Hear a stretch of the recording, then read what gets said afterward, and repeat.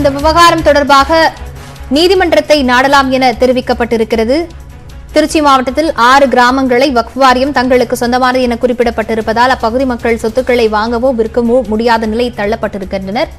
இது தொடர்பாக உயர்நீதிமன்றத்தை நாடலாம் என தெரிவிக்கப்பட்டிருக்கிறது. கிராம மக்கள் உரிமையியல் நீதிமன்றத்தை அணுகி நிவாரணம் தேடலாம் எனவும் தெரிவிக்கப்பட்டிருக்கிறது.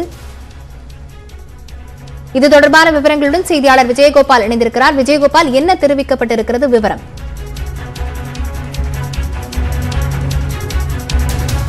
லாவண்யா, திருச்சி மாவட்டத்தை பொறுத்தவரை ஜீயபுரம் அருகே உள்ள திருச்செந்தரி கிராமம் ஒரு பூர்வீக ஒரு வரலாற்று சிறப்புமிக்க ஒரு கிராமமாக இருக்கிறது. சந்திரசேகர சுவாமிகள் கோயில் என்று ஒரு 1100 ஆண்டுகளுக்கு முற்பட்ட ஒரு சிவன் கோயில் ஒன்று அமைந்துள்ளது. மேலும் ஆண்டுதோறும் ஸ்ரீரங்கம் நம்பெருமாள் காவேரி ஆற்றுக்குள் இறங்கி நேரே அங்குள்ள திருச்செந்தரியில் உள்ள ஒரு மண்டபத்தில் ஆஸ்தானமாக இருந்து ஒரு நாள் முழுவதும் அருள்பாலிப்பார். இது கிட்டத்தட்ட ஒரு 1000 ஆண்டு காலமாக இந்த வழக்கமானது தொடர்ச்சியாக நடைபெற்று வருகிறது. இந்நிலையில் திருச்செந்துறையில் உள்ள ஒரு நிலத்தை விற்பதற்காக ராஜகோபால் என்கின்ற ஒரு விவசாயி பத்திரப்பதிவு அலுவலகத்தை அடங்கிய பொழுது இந்த நிலமானது வக்ஃப் வாரியத்துக்கு சொந்தமானது, எனவே உங்கள் நிலத்தை விற்கவோ வாங்கவோ முடியாது என்று அறிவித்திருக்கிறார்கள்.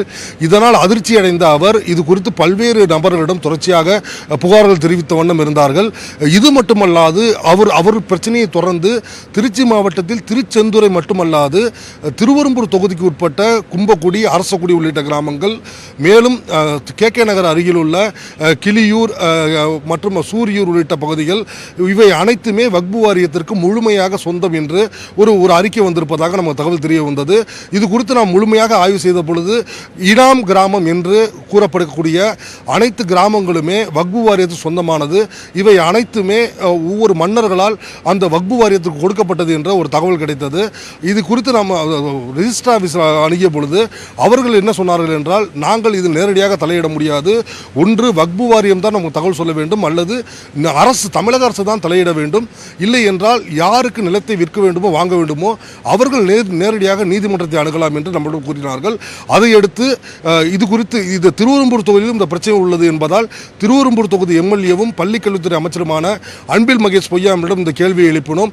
அதற்கு அவர், இந்த பிரச்சனை திருவெரும்பூர் மட்டுமல்ல தமிழகம் முழுவதுமே இருக்கிறது, எனவே இது குறித்து நாம் துறை சார்ந்த அலுவலர்களிடம் மற்றும் துறை சார்ந்த அமைச்சர் செஞ்சி மஸ்தானிடம் நான் நேரடியாகவே கோரிக்கை வைத்திருக்கிறேன். விரைவில் அவர் திருச்சியில் ஒரு ஆய்வுக் கூட்டம் நடத்தவிருக்கிறார். அன்று இந்த பிரச்சனைக்கு ஒரு உரிய தீர்வு காணப்படும் என்று கூறினார். அதற்கு அடுத்தபடியாக நாம் வக்ஃப் வாரியத்துடைய தலைமை செயல் அலுவலராக இருக்கக்கூடிய ரஃபியுல்லாவை நாம் நேரடியாக தொடர்பு கொண்டோம். அவர் அப்பொழுது நம்மிடம் கூறிய தகவல்கள் தான் தற்பொழுது நமக்கு தொலைபேசி வாயிலாக தகவல் தான் தற்பொழுது பின்வரக்கூடியது. லாவண்யா, இனாம் கொடுத்துருக்காங்க. இனாம் அது கவர்மெண்ட் ஆஃப் இந்தியா சர்வே பண்ணுச்சு 1954. Okay sir. கெஜெட்டட் சர்வே அது.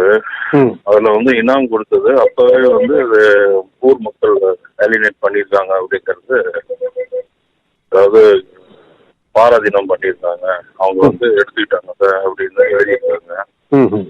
அது வக்கு சொத்துன்னு இருக்கு, ஒண்ணுமே இல்லாத விஷயம் சார். அதை பெருசு பண்ணிட்டு இருக்காங்க சார். அப்படி இல்லை சார், திருச்சி மாவட்டத்தில் மட்டுமே 6 கிராம பஞ்சாயத்து, இது ஒரு கிராம பஞ்சாயத்து. அது இல்லாம பழைய காலத்து இனாமுகள் கொடுத்தது, ராணி மங்கம்மாள் கொடுத்ததற்கு, பாண்டிய மன்னன் கொடுத்ததற்கு. ஓஹோ, நம்ம வக்ஃப் போர்டுக்கு அவங்க அரசர்கள் கொடுத்தது. ஓஹோ, டைம் எல்லாம் இருக்கு, அதை வச்சுதான் நம்ம சொல்றோம்.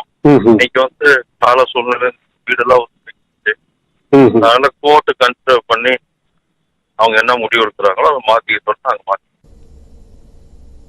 விஜயகோபால், தற்போது வக்ஃப் வாரிய மண்டல தலைவர் அவர்களிடம் பேசியிருந்தீர்கள். அதை தொடர்ந்து இது தொடர்பாக ரெஜிஸ்ட்ரார்கள் தரப்பில் என்ன சொல்லப்படுகிறது? விஜயகோபால், உயர்நீதிமன்றத்தை நாடலாம் என்ற அந்த ஒரு கருத்தை அவர் தெரிவித்திருக்கிறார். அவர்கள் தரப்பில் என்ன தெரிவிக்கப்படுது?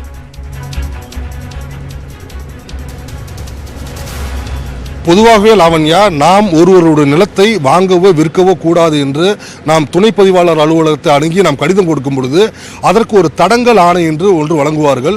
அந்த ஆணையானது இந்த வக்ஃப் வாரிய சொத்துக்களுக்காக வழங்கப்பட்டிருக்கிறதா என்பதே ஒரு கேள்விக்குறியாக இருக்கிறது. ஆனாலும் கூட இது ஒரு அரசு சார்ந்த ஒரு நிறுவனத்தின் உத்தரவு என்பதால் வக்ஃப் வாரியத்தின் சொத்துக்களை வாங்கவோ விற்கவோ அதை பதிவு செய்யவோ சார் பதிவாளர் தரப்பில் தயங்குகிறார்கள். அவர்கள் தருகின்ற தகவலும் நமக்கு என்னவென்றிருக்கிறது என்றால் இது வக்பு வாரியத்தில் சம்பந்தப்பட்ட விஷயம் என்பதால் நாங்கள் இந்த நிலங்கள் அந்த சர்வே எண்கள் உள்ளிட்ட விஷயங்களை நாங்கள் பதிவு பண்ணுவதே இல்லை. மேலும் பதிவு பண்ண வேண்டும் என்று விரும்புவோர்கள் அவர்களாக நீதிமன்றத்துக்கு சென்று தீர்வு காண வேண்டும் என்பதுதான் நாங்கள் சொல்லக்கூடிய கருத்து என்கிறார்கள்.